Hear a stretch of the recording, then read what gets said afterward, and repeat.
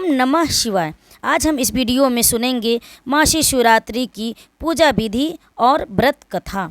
भगवान शिव के प्रिय माह सावन के आने में अभी काफ़ी समय उससे पहले शिव पूजा के लिए आषाढ़ माह की मासी शिवरात्रि आने वाली है। हर माह के कृष्ण पक्ष की चतुर्थी तिथि को मासिक शिवरात्रि मनाई जाती है।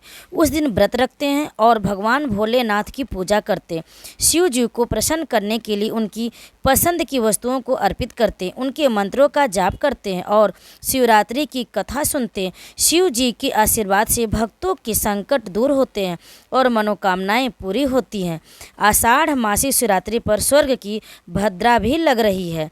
तो ऐसे में आइए जानते हैं आषाढ़ की मासिक शिवरात्रि कब है, शिवरात्रि पूजा का शुभ मुहूर्त क्या है।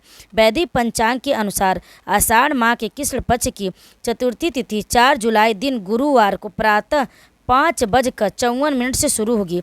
इस तिथि का समापन 5 जुलाई दिन शुक्रवार को प्रातः 4:57 पर होगा। और पूजा के मुहूर्त के आधार पर देखा जाए तो आषाढ़ की मासिक शिवरात्रि 4 जुलाई को मनाई जाएगी। इस शुभ अवसर पर देवों के देव महादेव और मां पार्वती की पूजा अर्चना करने का विधान है। साथ ही सुखी वैवाहिक जीवन पाने के लिए व्रत भी किया जाता है।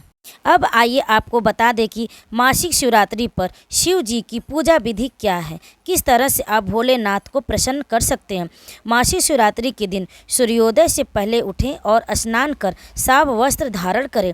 इसके बाद भगवान सूर्य देव को जल अर्पित करें, घर और मंदिर की सफाई करें, गंगा जल का छिड़काव कर शुद्ध करें, चौकी पर भगवान शिव और मां पार्वती की प्रतिमा विराजमान करें, शहद, गंगा जल, दूध, जल और दही से शिवलिंग का अभिषेक करें, बेलपत्र और भांग अर्पित करें, मां पार्वती को श्रृंगार की चीज़ें भी अर्पित करें, देसी घी का दीपक जलाकर आरती करें, साथ ही ओम नमः शिवाय मंत्र का जाप करें और शिव चालीसा का पाठ करें। प्रभु को खीर, हलवा और मिठाई का भी भोग लगा सकते हैं। श्रद्धा अनुसार जरूरतमंदों को भी विशेष चीज़ों का दान करें। शिव भक्तों के लिए मासिक शिवरात्रि का पर्व अधिक महत्वपूर्ण होता है। इस दिन साधक व्रत कर शिव जी की पूजा करते हैं। धार्मिक मान्यता है कि भगवान महादेव की विधि पूर्वक उपासना करने से जातक की सभी मनोकामनाएं पूरी होती हैं और जीवन के संकटों से मुक्ति मिलती है। हर महीने हिंदू कैलेंडर के अनुसार कृष्ण पक्ष आता है। इसी कृष्ण पक्ष में चतुर्थी तिथि भी आती है। इस खास तिथि पर शिवरात्रि मनाई जाती है। ये दिन भगवान शिव और माता पार्वती के भक्तों के लिए बहुत खास है। इसी दिन माता पार्वती की भक्ति का फल उन्हें मिला था और भगवान शिव को वरने का अवसर उन्हें प्राप्त हुआ था। इसलिए खास तौर से सुहागिन और कुंवारी कन्याओं के लिए ये दिन विशेष पूजा अर्चना का माना जाता है। ये मान्यता है कि जब आषाढ़ की शिवरात्रि आए तब हर शिव भक्त को उन्हें जल अर्पित करना चाहिए। इसके बाद विधि विधान का पालन करते हुए शिव चालीसा का पाठ भी करना चाहिए। इससे भगवान शिव प्रसन्न होते हैं। धार्मिक मान्यता यह भी है कि इस पाठ को करने वाले पर शिव जी की खूब प्रसन्नता होती है। शिव चालीसा पढ़ने से पहले उसका महत्व भी जान लेना चाहिए और उनकी कथा भी अवश्य सुननी चाहिए। शिव चालीसा का पाठ करने से प्रत्येक व्यक्ति को सुख और सौभाग्य की प्राप्ति होती है। शिव की कृपा से सिद्धि बुद्धि के साथ ही धन और बल एवं ज्ञान और विवेक की भी प्राप्ति होती है। शिव के आशीर्वाद से भक्त धनी बनता है और वह उन्नति भी पाता है। उसे जीवन के हर तरह का सुख मिलता है। तो दोस्तों, ऐसे में चलिए सुनते हैं शिवरात्रि मासिक शिवरात्रि की व्रत कथा, जिसके सुनने से शिव की कृपा प्राप्त होगी। इसलिए इस कथा को पूरा सुने। प्राचीन काल में एक शिकारी जानवरों का शिकार करके अपने कुटुंब का पालन पोषण करता था। एक रोज वह जंगल में शिकार के लिए निकला, लेकिन दिन भर भाग दौड़ करने पर भी उसे कोई शिकार प्राप्त न हुआ। वह भूख प्यास से व्याकुल होने लगा। शिकार की बाट निहारता निहारता वह एक तालाब के किनारे बेल वृक्ष पर अपना पड़ाव बनाने लगा। बेल वृक्ष के नीचे शिवलिंग था जो बेलपत्रों से ढका हुआ था। शिकारी को इस बात का ज्ञात न था। पड़ाव बनाते बनाते उसने जो टहनियाँ तोड़ी वे संजोग से शिवलिंग पर जा गिरी। शिकार की राह देखता देखता वह बेल पेड़ से पत्ते तोड़ तोड़ कर शिवलिंग पर अर्पित करता गया। दिन भर भूखे प्यासे शिकारी का व्रत भी हो गया और शिवलिंग पर बेलपत्र भी चढ़ गया। इस तरह वह अनजाने में किए गए पुण्य का भागी बन गया। रात्रि का एक पहर व्यतीत होने पर ही एक गड़बड़ी मृगी तालाब पर पानी पीने आई। शिकारी ने धनुष पर तीर चढ़ाकर ज्यों ही प्रत्यंचा खींची। मृगी बोली, शिकारी मुझे मत मारो, मैं गर्भिणी हूँ, शीघ्र ही प्रसव करूँगी। तुम एक साथ दो जीवों की हत्या करोगी जो ठीक नहीं है। मैं अपने बच्चे को जन्म देकर शीघ्र ही तुम्हारे पास वापस आ जाऊंगी, तब तुम मुझे मार लेना। शिकारी को हिरणी सच्ची लगी। उसने तुरंत प्रत्यंचा ढीली कर दी और मृगी झाड़ियों में लुप्त हो गई। कुछ समय उपरांत एक और मृगी उधर से निकली। शिकारी बहुत खुश हुआ कि अब तो शिकार मिल गया। समीप आने पर उसने धनुष पर बाण चढ़ाया। मृगी ने विनम्रतापूर्वक निवेदन किया, हे शिकारी, मैं थोड़ी देर पहले ही ऋतु से निवृत्त हुई हूँ, कामातुर विहरणी हूँ, अपने प्रिय की खोज में भटक रही हूँ। मैं अपने पति से मिलकर शीघ्र ही तुम्हारे पास आ जाऊंगी। शिकारी ने उसे भी जाने दिया। 2 बार अपने शिकार को उसने खो दिया। उसका माथा ठनका, वह चिंता में पड़ गया। रात्रि का आखिरी पहर बीत रहा था, तभी एक अन्य मृगी अपने बच्चों के साथ उधर से निकली। शिकारी के लिए यह स्वर्णिम अवसर था।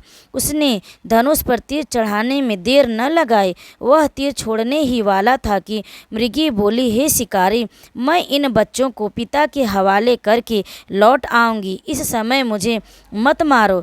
शिकारी हंसा और बोला, सामने आए शिकार को छोड़ दूं?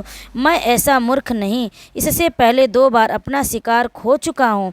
मेरे बच्चे भूख प्यास से तड़प रहे होंगे।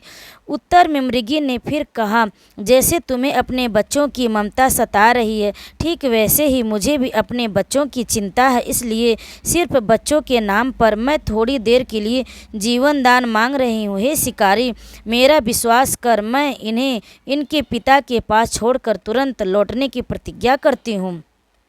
मृगी का दीन स्वर सुनकर शिकारी को उस पर दया आ गई। उसने उस मृगी को भी जाने दिया। शिकार के अभाव में बेल वृक्ष पर बैठा शिकारी बेल पत्र तोड़ तोड़ कर नीचे फेंकता जा रहा था।